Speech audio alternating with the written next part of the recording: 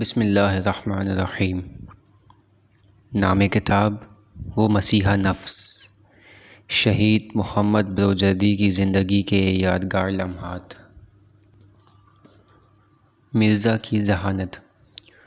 پیکر سے مرزا کا طنزیہ گفتگو کرنا اور اسے ترکی بترکی جواب دینا کارخانے کے مزدوروں کی آپسی گفتگو کا موضوع بنا ہوا تھا۔ مرزا کسی ایسے موقع کی تلاش میں تھے کہ پیکر کو ان سے معافی مانگنی پڑے۔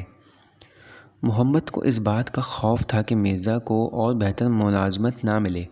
محمد بذات خود زندگی کے اصولوں کے پابند تھے اور وہ اسی فکر میں تھے کہ مرزا کو بھی اسی راہ پر لے آئیں گے کہ جن کا 18واں سال پورا ہونے والا تھا۔ محمد گدوں کو ان کی جگہ منظم کرنے کے لیے سلائی مشین پر سے اٹھے تو دیکھا کہ مرزا انہیں تحسین آمیز نگاہوں سے دیکھ رہے ہیں۔ اس انداز نے محمد کو حیرت زدہ کر دیا۔ وہ مرزا کے پاس جا کر بیٹھے اور بولے، یہ ملازمت چھوڑنا مناسب نہیں ہے۔ تم اس کے یہودی ہونے سے کیا سروکار؟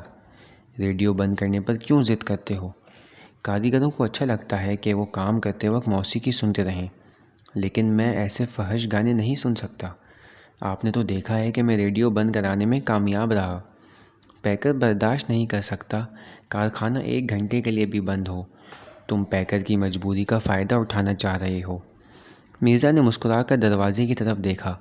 وہ بے صبری سے پیکر کا انتظار کر رہے تھے۔ آج وہ ایک ایسا منصوبہ بنا کر آئے تھے جس کے ذریعے وہ ہمیشہ کے لیے پیکر کے شر سے محفوظ ہونا چاہتے تھے۔ وہ اپنے بھائی سے بولے، دیکھیے، آج تک جو بھی آپ نے کیا میں نے بے چوں چرا سنا۔ آج آپ سے تقاضا کرتا ہوں کہ اس سلسلے میں میرا ساتھ دیجیے۔ انہوں نے گھبرا کے پوچھا، کس سلسلے میں؟ میں چاہتا ہوں کہ ایسا کام کروں کہ پیکر خود ہی مجھ سے چھٹکارا پانا چاہے۔ تمہاری مزدوری کا کیا ہوگا؟ اگر ان مسائل کو اہمیت دوں تو دوسری بڑی مشکلوں کو حل نہیں کر سکتا۔ اسی وقت پیکر کارخانے میں داخل ہوا اور مرزا کی طرف دیکھے بغیر سیدھے اپنے کمرے کی طرف چل پڑا۔ ہر روز ٹھیک 10 بجے صبح مشہدی اکبر چائے کی سینی اٹھائے پیکر کے کمرے میں پہنچاتا تھا۔ جیسے ہی مرزا نے دیکھا مشہدی چائے لیے پیکر کے کمرے میں جا رہا ہے، انہوں نے محمد کا ہاتھ پکڑا اور تیزی سے پیکر کے کمرے میں داخل ہو گئے۔ ریڈیو کے بارے میں پیکر اور مرزا کے درمیان ہوئے جھگڑے کا اثر پیکر کے چہرے پر دکھ رہا تھا، لیکن مرزا نے اس کی چڑھی ہوئی تیوریوں اور بگڑے چہرے کی کوئی پرواہ نہیں کی۔ وہ پیکر کو دوبارہ غصہ دلانے کی فکر میں تھے۔ مرزا اچھی طرح جانتے تھے کہ پیکر کا سارا ہم و غم دولت کمانا ہے۔ وہ اپنی منفعت کو خطرے میں نہیں دیکھ سکتا۔ مشہدی اکبر نے حسب سابق محبت بھری نگاہ مرزا پر ڈالی، لیکن پیکر کے اکھڑے مزاج کو بھانپ کر وہ فوراً ہی الٹے پاؤں لوٹنے لگا۔ اے مشہدی اکبر! مرزا نے اسے آواز دی۔ مشہدی نے اپنا رخ صرف مرزا کی طرف کیا۔ مرزا نے پوچھا، تم کس مرجع تقلید کی تقلید کرتے ہو؟ مشہدی یہ سنتے ہی سناٹے میں آ گیا۔ محمد نے فکر مندی سے مرزا کی طرف دیکھا۔ مرزا کے سوال نے ابراہیم کو ہلا کر رکھ دیا تھا۔ بولا، کیا فرق پڑتا ہے بیٹا؟ تمہیں اس سے کیا مطلب؟ مان لو میں آ کر شریعت مداری کی تقلید کرتا ہوں۔ پیکر اب سنبھل کر بیٹھ گیا۔ وہ سمجھتا تھا کہ مرزا کیوں ایسے سوال پوچھ رہے ہیں۔ مرزا آنکھ کے گوشے سے پیکر کو دیکھ رہے تھے۔ جب انہوں نے پیکر کو پریشانی کے عالم میں پایا تو بلند آواز میں بولے، لیکن تم کو آقا کی تقلید کرنی چاہیے۔ آقا کون؟ مشہدی کے منہ سے نکلا۔ آقائے خمینی۔ مشہدی کا ہاتھ کانپنے لگا۔ سینی میں رکھی چائے کی پیالیاں بج اٹھیں۔ پیکر شدید غصے میں اٹھا۔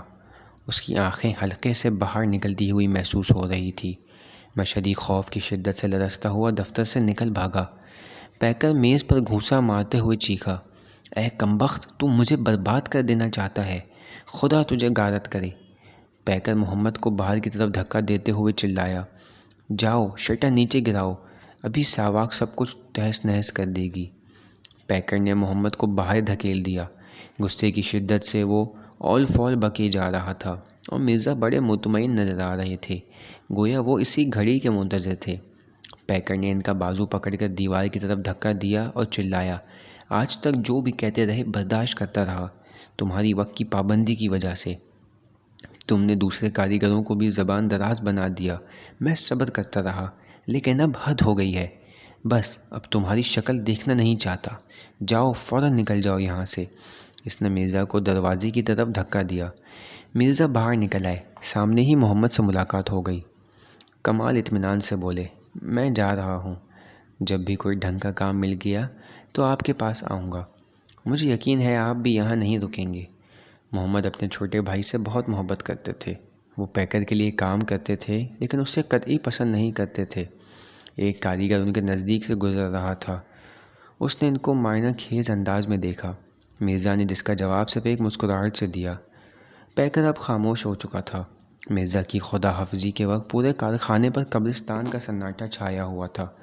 حتیٰ احمد جو اس واقعے سے پوری طرح خوش تھا، ساکت و صامت بیٹھا رہا۔ شاید پیکر کا دل سب سے زیادہ تیزی سے دھڑک رہا تھا۔ اسے یقین ہو گیا تھا کہ مرزا ہمیشہ کے لیے کام چھوڑ کر جانے کا من بنا چکے ہیں۔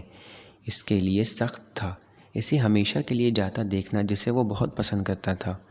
پیکر ہمیشہ ان کی ذہانت سے خوف کھاتا، اور اب وہ دیکھ رہا تھا کہ جس صلاحیت کو وہ اپنے بروکار لانے کی فکر میں تھا وہ عین اس کے مقابل کھڑی تھی۔ مرزا اس وقت بھی قابل محبت تھے۔ ان کے لمبے بال جو سرے پر مووی آتش دیدہ کی مانند خمدار تھے، اور ان کی پیشانی پر سے بائیں طرف نکلی ہوئی مانگ ان کی خوبصورتی میں چار چاند لگاتی تھی۔ مرزا تو مسکراتے ہوئے کارخانے سے نکل گئے، لیکن پیکر کے لیے وہ ایک ادھوری کہانی بنے رہے۔ توحیدی صف۔ ضمیر کی بیداری ایک زندہ دل انسان کے لیے بڑے مصائب کا پیغام لاتی ہے۔ گویا ایک مرد مسلمان اسی دنیا میں خدا کے سامنے اپنا حساب کتاب پیش کر رہا ہو۔ بدقسمتی سے یہ عمل مصطفیٰ کی انفرادی زندگی میں ان کے پیچھے رہ جانے کا سبب بن گیا۔ فوج سے نکل بھاگنے اور ان کے والد کے ساتھ برے رویے کی بنیاد پر 4 سال تک فکر و ناداری کی زندگی گزارنی پڑی۔ ان میں اتنا حوصلہ نہ تھا کہ اپنی زوجہ کو بھی اپنی فرسودہ حالی سے آگاہ کر سکیں۔ وہ کسی ایک جگہ رک کے کچھ کر ہی نہیں سکتے تھے۔ جہاں جاتے ان کی جاسوسی ہوتی اور انہیں وہاں سے فرار کرنا پڑ جاتا۔ اس زمانے میں صرف ایرج سے ملاقات تھی، اور ایرج انہیں صرف کتابیں دے سکتے تھے۔ مصطفیٰ تاریخ اسلام کی عظیم شخصیتوں کی سوانح عمری سے بڑے شوق سے پڑھتے تھے، جس سے انہیں بڑا حوصلہ ملتا اور اپنے موجودہ حالات پر صبر کرنے کی مزید ہمت ملتی۔ اگر وہ ابھی تک فوج میں ہوتے اور مخالفتوں سے باز رہتے تو آج یقیناً کسی بڑے عہدے تک پہنچ چکے ہوتے، لیکن ان جیسا شخص جلدی جلدی ترقی کر کے کرتا ہی کیا، کیونکہ وہ اس سے پہلے بھی تو مختلف فوجی ٹریننگ سے گزر چکے تھے۔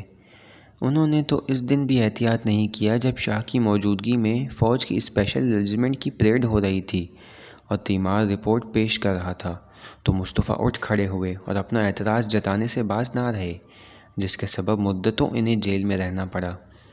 مصطفیٰ گشت پر تھے، اپنی وین کی ڈرائیونگ سیٹ پر بیٹھے تیزی سے شہاد چوک کی جانب بڑھے جا رہے تھے۔ آئزنہاور روڈ کب کی گزر چکی تھی۔ شہاد چوک پر گاڑی موڑتے وقت تعاقب نما آئینے میں اپنے بقیہ ساتھیوں کی گاڑیوں کا بغور جائزہ لیا۔ حالات معمول پر تھے۔ مصطفیٰ نے وین کو کرج جانے والی سڑک پر موڑ دیا، اور ایک بار پھر ان کا ذہن ماضی کی گہرائیوں میں غوطہ لگانے لگا۔ سن 1353 کے آخری ایام تھے۔ عید نوروز کے لیے ان کے پاس صرف 4 تومان تھے۔ حکومت نے ان کے لیے جاسوسوں کا ایسا جال بچھا رکھا تھا کہ عام آدمیوں کی طرح کام نہ کر سکتے تھے کہ اسی راستے سے گھر کا خرچ چلتا۔ عید نوروز سر پر تھی۔ ان کی آنکھوں میں بیٹی کی معصوم نگاہیں ابھر آئیں۔ شیرین بخار میں تپ رہی تھی۔ مصطفیٰ اسے کئی بار قریبی نرسنگ ہوم میں دکھا چکے تھے، لیکن اب تک کوئی فائدہ نہیں ہوا تھا۔ ضرورت تھی کہ کسی اچھے اسپتال میں معائنہ کرواتے۔ ان کی بچی ان کی نگاہوں کے سامنے بیماری اور موت سے جوجھ رہی تھی، اور وہ کچھ نہیں کر سکتے تھے۔ زوجہ سے اپنی اضطرابی کیفیت چھپانے کے لیے وہ اٹھے اور گھر سے باہر نکل گئے۔ وہ بغیر کسی مقصد کے گلیوں میں ٹہلنے لگے۔ کہاں جاؤں؟ کیا کروں؟ کس سے قرض لیا جا سکتا ہے؟ ایسے مختلف سوالات میں ان کے ذہن میں گردش کر رہے تھے۔ 4 سال پہلے گھر سے نکلتے وقت والد کے کہے الفاظ ابھی بھی ان کے کانوں میں گونج رہے تھے۔ تم آوارہ ہو، تم نے اپنے استاد کی طرح سے میری بھی زندگی تلخ کر دی ہے۔ نکل جاؤ میرے گھر میں، تمہارے لیے کوئی جگہ نہیں ہے۔ میں اب تمہاری شکل نہیں دیکھنا چاہتا۔ مصطفیٰ خاموش تھے۔ حالانکہ شوش کے اس فرح آباد نامی محلے کے اکثر جوان ان کے سامنے گھٹنے ٹیکتے تھے۔ ایسے حالات پیش آنا شاید خدا کی طرف سے تھا، ان کا امتحان لیا جا رہا تھا۔ وہ یہی سوچتے تھے جس سے ان کو حوصلہ ملتا تھا۔ گلیوں میں کافی دیر ادھر ادھر پھرنے کے بعد وہ تھک کر گھر کی طرف واپس لوٹ آئے۔ دروازے پر پہنچے تو گھر میں قیامت برپا تھی۔ گریہ کی دلخراش آوازیں ان کے کانوں سے ٹکرائیں۔ مصطفیٰ سمجھ گئے۔ تیزی سے گھر میں داخل ہوئے تو دیکھا کہ شیریں پر اس کی ماں نے ایک سفید کپڑا ڈال دیا ہے اور خود جنازے کے قریب پچھاڑیں کھا رہی تھی۔ مصطفیٰ بھی بیٹی کی لاش کے پاس بیٹھ گئے اور ایک باپ بیٹی کی جدائی میں آنکھوں سے امڑتے ہوئے سیلاب کو روکنے کی ناکام کوشش کرنے لگا۔ مصطفیٰ پر وہ وقت آن پڑا تھا، بیٹی کے کفن دفن کے لیے بھی ان کے پاس پیسے نہ تھے۔ ایک بار پھر گھر سے نکل پڑے۔ باہر کی دنیا ویسے ہی رواں دواں تھی، بازار کی رونق پر کوئی فرق نہیں آیا تھا، مگر مصطفیٰ کی دنیا بے نور اور پھیکی پڑ گئی تھی۔ مصطفیٰ نے اپنا اوور کوٹ 48 تومان میں بیچ کر کفن دفن کے ضروری اسباب خریدے۔ گھر لوٹتے وقت چھاؤنی کے پاس سے گزرتے وقت سوچنے لگے، آج کل چھاؤنی میں کیا چل رہا ہے؟ کاش اپنے دوستوں سے ملاقات کر سکتے۔ چھاؤنی میں ان کے کئی بہترین دوست موجود تھے۔ انہیں آج بھی بخوبی یاد تھا کہ آخری بار جب CID آفیسر نے انہیں گرفتار کرنا چاہا تھا تو سڑک کی جانب موجود چھاؤنی کی اسی دیوار کو پھلانگ کر فرار ہوئے۔ 1348 ہوش کی بات تھی، سب ایران عراق کی مشترکہ سرحد سے لوٹ رہے تھے۔ مصطفیٰ فوج کی اس ٹکری کے کمانڈر تھے جو کرمان شاہ سے فوجی ساز و سامان کے ساتھ لوٹ رہی تھی۔ جیسے ہی تہران میں داخل ہوئے، ایک بڑے مجمع نے ان کا راستہ روک لیا۔ لوگ اس دن بسوں کے کرائے میں بے بہا اضافے کے خلاف مظاہرہ کر رہے تھے۔ مصطفیٰ نے جب دیکھا کہ فوجی دستہ اسلحے کا استعمال کرنے پر آمادہ ہے تو حکم دیا کہ عام لوگوں پر ہرگز گولی نہیں چلائی جائے گی۔ سارجنٹ میجر نے واقعے کی رپورٹ محکمہ سراغ رسانی کو پیش کی، جس میں مصطفیٰ کے مذکورہ حکم کو حکومت کے خلاف اقدام کا عنوان دیا گیا تھا۔ سرگردی نامی CID آفیسر مصطفیٰ کو گرفتار کرنے آیا۔ مصطفیٰ سمجھ گئے تھے کہ اگر اس بار گرفتار کیے گئے تو ان کا زندہ بچنا مشکل ہے، لہٰذا چھاؤنی سے فرار کر گئے۔ 1 سال تک ساواک کے افراد انہیں ڈھونڈتے رہے لیکن انہیں تلاش نہیں کر سکے۔ گھر سے نکالے جانے کے بعد وہ لگاتار اپنے رہنے کی جگہ بدلتے رہے اور کبھی کبھی تو اس کام کے لیے انہیں میک اپ کے ذریعے اپنا چہرہ اور حلیہ بھی بدلنا پڑا تھا۔ شام ہو چکی تھی اور وہ اپنے دل کے ٹکڑے کو سپرد خاک کر کے گھر لوٹ آئے تھے۔ بیٹی کے غم سے نڈھال ماں باپ ایک دوسرے کو دلاسا دے رہے تھے، تبھی ان کی ماں نے گھر پر دروازہ کھٹکھٹایا۔ وہ اپنے ہمراہ ایک خوشخبری لائی تھی۔ مصطفیٰ کے والد کو ان کے دوستوں کے ذریعے معلوم ہو گیا تھا کہ مصطفیٰ آوارہ نہیں ہے بلکہ ایک متدین اور وظیفہ شناس جوان ہے، لیکن ماں نے اپنے بیٹے اور بہو کو بیٹی کے غم میں سیاہ پوش پایا۔ پوتی کی موت کی خبر نے ان کے اندر بھی قیامت برپا کر دی۔ بوڑھی آنکھوں کا نور کچھ اور پھیکا پڑ گیا۔ مصطفیٰ اپنے ماں باپ کی گریہ کن آنکھوں کو نہیں دیکھ سکتے تھے۔ پچھلے 4 برسوں میں انہوں نے سب کچھ کھو دیا تھا اور آج بیٹی کی نعمت سے بھی ان کا دامن خالی ہو گیا تھا۔ اب ان کے والد بھی کیا کر سکتے تھے؟ مصطفیٰ کو خدا سے کیا گیا اپنا وعدہ یاد آ گیا۔ آگے بڑھ کے باپ کے سینے سے لگ گئے۔ اس دن کے بعد فکر و ناداری نے مصطفیٰ کا دامن چھوڑ دیا۔ ان کے والد نے ان کے لیے منی بس خریدی جس کے ذریعے کسب و معاش کریں، اور اس وقت مصطفیٰ اس منی بس پر سوار مختلف سڑکوں پر گشت لگا رہے تھے اور ساتھ ہی ساتھ حافظے کے سہارے اپنے ماضی کا مشاہدہ کر رہے تھے تاکہ ماضی پر نگاہ رکھتے ہوئے اپنے مستقبل کو سنواریں۔ وہ خبیث کمانڈر خسروداد انہیں بخوبی یاد آ رہا تھا جو اپنے چھوٹے سے قد میں بہت بڑا شر چھپائے تھا۔ وہ سب کو اپنی سازشوں کا شکار بنا لیتا تھا۔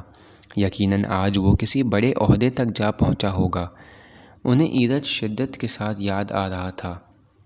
مدرسے کے ایام میں ایرج سے شناسائی ہوئی تھی جو بعد میں دوستی میں بدل گئی تھی، لیکن فوج میں بھرتی ہونے کے بعد وہ غائب ہو گیا تھا۔ ایرج سنجیدہ اور خاموش طبیعت کا مالک تھا۔ پیٹرول پمپ پر پہنچنے پر مصطفیٰ کی یادوں کا سلسلہ ٹوٹ گیا۔ انہوں نے کلائی پر بندھی گھڑی پر ایک نظر ڈالی۔ ابھی 1 گھنٹہ بچا تھا۔ انہیں ایک ایسے شخص سے ملاقات کرنا تھی جس سے یہ ملاقات ایرج کے توسط طے پاتی تھی، اور خود مد نظر شخص سے خود ایرج کی آشنائی حاج مہدی عراقی کے ذریعے ہوئی تھی۔ مصطفیٰ نے 1 کلومیٹر مزید آگے جا کر گاڑی موڑی۔ مصطفیٰ بڑی احتیاط سے کام لے رہے تھے۔ تعاقب کے خطرے کو زیر نگاہ رکھتے ہوئے وہ چاروں طرف سے ہوشیار تھے۔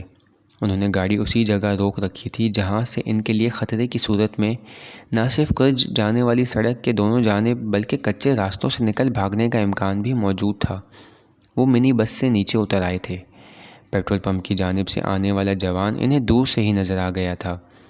چھوٹے چھوٹے بالوں والے فوجی وردی میں ملبوس اس جوان نے اینک لگا رکھی تھی۔ مصطفیٰ نے سوچا حتماً یہی ہے۔ دونوں بس پر سوار ہو گئے۔ مصطفیٰ نے غور سے آنے والے کا جائزہ لیا۔ بتائی گئی ساری نشانیاں موجود تھیں۔ مصطفیٰ نے اپنے مضبوط آہنی ہاتھ کو آگے بڑھاتے ہوئے کہا، ٹھیک جگہ پہنچے ہو جوان۔ شکریہ، مجھے لوگ مرزا کہہ کر پکارتے ہیں۔ آنے والے کی آنکھوں اور لہجے میں موجود اطمینان نے مصطفیٰ کو متحیر کر دیا۔ مصطفیٰ نے بھی مرزا کی طرح ہی عارضی نام کے ذریعے تعارف کرایا۔ وہ آنے والے کے ساتھ اسی کے جیسا برتاؤ کرنا چاہتے تھے۔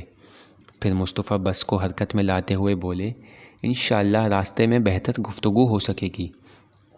مرزا بولے، مجھے بتایا گیا ہے کہ تم فوجی ٹریننگ اور دھماکہ خیز ہتھیار بنانے میں ہماری مدد کر سکتے ہو۔ میرے بنائے ہوئے بم امام حسین کے نام پر جان دینے والوں کے کام آتے ہیں۔ مصطفیٰ کو مرزا کے لبوں پر ظاہر ہونے والی مسکراہٹ سے اپنا جواب مل گیا۔ ہم بھی ایسے ہتھیار قبول کرتے ہیں جو کربلائی مزاج رکھنے والوں کی جانب سے دشمن پر چلائے جائیں۔ بارش کی ہلکی پھواروں میں وہ وین کو سست رفتاری سے چلا رہے تھے۔ آپ لوگوں کو آگ لگا دینے والے بارودی ہتھیار کے استعمال میں کوئی مشکل پیش نہیں آئے گی، لیکن دھماکہ کرنے والے طاقتور بموں کے استعمال کے لیے مہارت کی ضرورت ہے۔ یہ کام خطرناک ہوتا ہے۔ بہتر ہوگا کہ آپ لوگ شروع میں دستی بموں سے شروعات کریں۔ اس کے لیے شہر سے باہر ایک جگہ ڈھونڈنی پڑے گی۔ ہمارے لیے فوجی ٹریننگ ایک بڑا مسئلہ ہے۔ مصطفیٰ کچھ دیر تک خاموش رہے۔ وہ بغیر سوچے سمجھے مرزا سے کوئی وعدہ نہیں کرنا چاہتے تھے۔ وہ سوچ رہے تھے کہ اس جوان پر کتنا بھروسہ کیا جا سکتا ہے۔ اب تک وہ اس جوان جیسے سینکڑوں فوجیوں کو ٹریننگ دے چکے تھے۔ کچھ دیر بعد مصطفیٰ بولے، میں آپ لوگوں کا یہ مسئلہ حل کر دوں گا۔ مصطفیٰ کے اس جملے نے مرزا کو مطمئن کر دیا تھا۔